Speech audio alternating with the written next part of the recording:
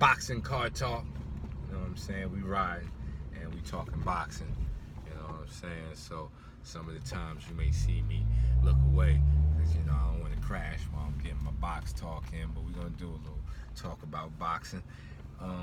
Conversation I was having the other day about how I feel like as a martial art, boxing doesn't get all of the credit it should get, and how it is one of the strongest martial arts out there, if not the strongest. And I say this because of the input. Boxing is the one art that has the input of many men. Now when you look at Kung Fu, you look at Kung Fu, it's Chinese. You look at arts that are cultural to that thing, and it's their thing.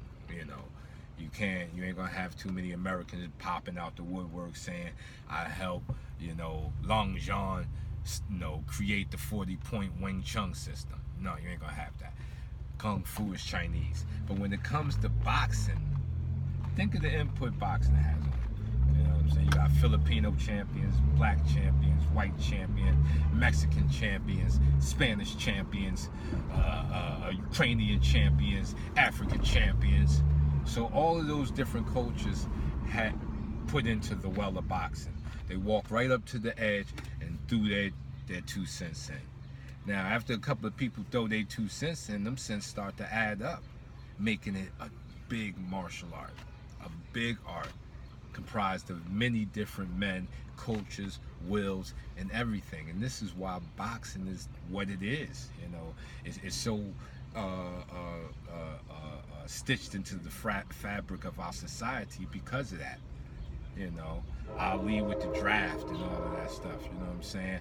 So boxing is a super art, and it needs its credit.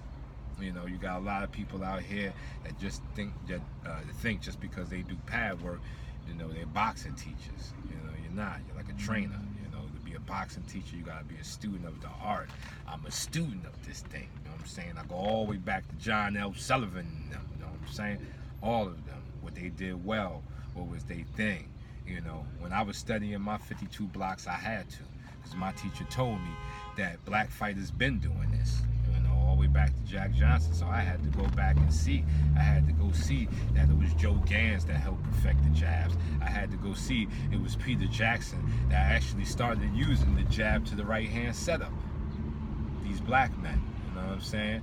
The footwork on the big man like Jack Johnson, the blocks on a big man like Jack Johnson. And then when you look back, you can see where 52 blocks as a system is no surprise to black culture. We don't like to be hit.